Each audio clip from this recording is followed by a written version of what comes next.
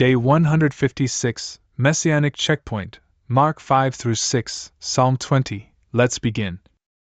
Mark 5:6. And they went across the strait of the sea into the region of the Gerasenes. And as he was departing from the boat, he was immediately met, from among the tombs, by a man with an unclean spirit, who had his dwelling place with the tombs, neither had anyone been able to bind him, even with chains. For having been bound often with shackles and chains, he had broken the chains and smashed the shackles, and no one had been able to tame him. And he was always, day and night, among the tombs, or in the mountains, crying out and cutting himself with stones. And seeing Jesus from afar, he ran and adored him. And crying out with a loud voice, he said, What am I to you, Jesus, the Son of the Most High God? I beseech you by God, that you not torment me. For he said to him, Depart from the man, you unclean spirit. And he questioned him, What is your name? And he said to him, My name is Legion, for we are many. And he entreated him greatly, so that he would not expel him from the region. And in that place, near the mountain, there was a great herd of swine, feeding. And the spirits entreated him, saying, Send us into the swine, so that we may enter into them. And Jesus promptly gave them permission. And the unclean spirits, departing, entered into the swine. And the herd of about 2,000 rushed down with great force into the sea, and they were drowned in the sea. Then those who pastured them fled, and they reported it in the city and in the countryside. And they all went out to see what was happening. And they came to Jesus. And they saw the man who had been troubled by the demon, sitting, clothed and with a sane mind, and they were afraid. And those who had seen it explained to them how he had dealt with the man who had the demon, and about the swine. And they began to petition him, so that he would withdraw from their borders. And as he was climbing into the boat, the man who had been troubled by the demons began to beg him, so that he might be with him. And he did not permit him, but he said to him, Go to your own people, in your own house, and announce to them how great are the things that Lord has done for you, and how he has taken pity on you. And he went away and began to preach in the 10 cities, how great were the things that Jesus had done for him. And everyone wondered. And when Jesus had crossed in the boat, over the strait again, a great crowd came together before him. And he was near the sea. And one of the rulers of the synagogue, named Jairus, approached. And seeing him, he fell prostrate at his feet. And he beseeched him greatly, saying, For my daughter is near the end. Come and lay your hand on her, so that she may be healthy and may live. And he went with him. And a great crowd followed him, and they pressed upon him. And there was a woman who had a flow of blood for 12 years. And she had endured much from several physicians, and she had spent everything she owned with no benefit at all, but instead she became worse. Then, when she had heard of Jesus, she approached through the crowd behind him, and she touched his garment. For she said, Because if I touch even his garment, I will be saved. And immediately the source of her bleeding was dried up, and she sensed in her body that she had been healed from the wound. And immediately Jesus, realizing within himself that power that had gone out from him, turning to the crowd, said, Who touched my garments? And his disciples said to him, You see that the crowd presses around you, and yet you say, Who touched me? And he looked around to see the woman who had done this. Yet truly, the woman, in fear and trembling, knowing what had happened within her, went and fell prostrate before him, and she told him the whole truth. And he said to her, Daughter, your faith has saved you. Go in peace, and be healed from your wound. While he was still speaking, they arrived from the ruler of the synagogue, saying, Your daughter is dead. Why trouble the teacher any further? But Jesus, having heard the word that was spoken, said to the ruler of the synagogue, Do not be afraid. You need only believe. And he would not permit anyone to follow him, except Peter, and James, and John the brother of James. And they went to the house of the ruler of the synagogue.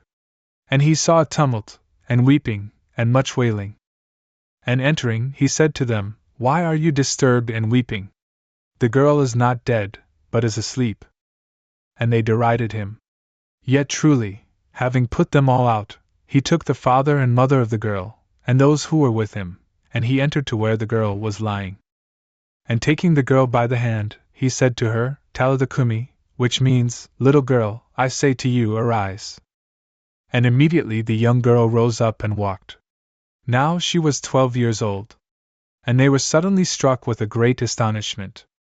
And he instructed them sternly, so that no one would know about it. And he told them to give her something to eat. And departing from there, he went away to his own country, and his disciples followed him. And when the Sabbath arrived, he began to teach in the synagogue. And many, upon hearing him, were amazed at his doctrine, saying, Where did this one get all these things? And what is this wisdom, which has been given to him, and such powerful deeds, which are wrought by his hands? Is this not the carpenter, the son of Mary, the brother of James, and Joseph, and Jude, and Simon? Are not his sisters also here with us? And they took great offense at him. And Jesus said to them, A prophet is not without honor, except in his own country, and in his own house, and among his own kindred. And he was not able to perform any miracles there, except that he cured a few of the infirm by laying his hands on them. And he wondered, because of their unbelief, and he traveled around in the villages, teaching. And he called the 12. And he began to send them out in twos, and he gave them authority over unclean spirits.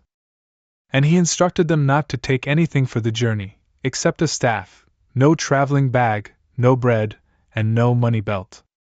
But to wear sandals, and not to wear 2 tunics. And he said to them, Whenever you have entered into a house, stay there until you depart from that place. And whoever will neither receive you, nor listen to you, as you go away from there, shake off the dust from your feet as a testimony against them. And going out, they were preaching, so that people would repent. And they cast out many demons, and they anointed many of the sick with oil and healed them. And King Herod heard of it, for his name had become well known, and he said, John the Baptist has risen again from the dead, and because of this, miracles are at work in him. But others were saying, Because it is Elijah. Still others were saying, Because he is a prophet, like one of the prophets. When Herod had heard it, he said, John whom I beheaded, the same has risen again from the dead. For Herod himself had sent to capture John, and had chained him in prison, because of Herodias, the wife of his brother Philip, for he had married her. For John was saying to Herod, It is not lawful for you to have your brother's wife. Now Herodias was devising treachery against him, and she wanted to kill him, but she was unable. For Herod was apprehensive of John, knowing him to be a just and holy man, and so he guarded him. And he heard that he was accomplishing many things, and so he listened to him willingly. And when an opportune time had arrived, Herod held a feast on his birthday, with the leaders, and the tribunes, and the first rulers of Galilee.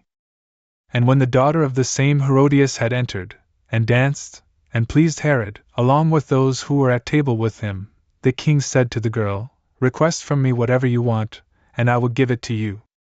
And he swore to her, Anything that you request I will give to you, even up to half my kingdom.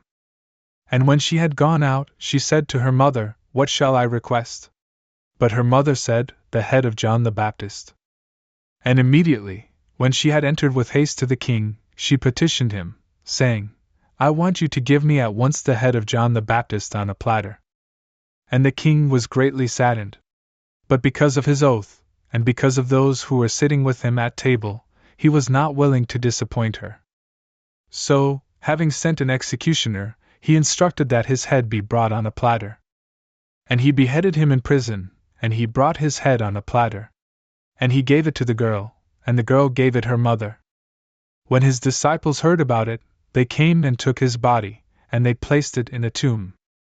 And the apostles, returning to Jesus, reported to him everything that they had done and taught. And he said to them, Go out alone, into a deserted place, and rest for a little while. For there were so many who were coming and going, that they did not even have time to eat.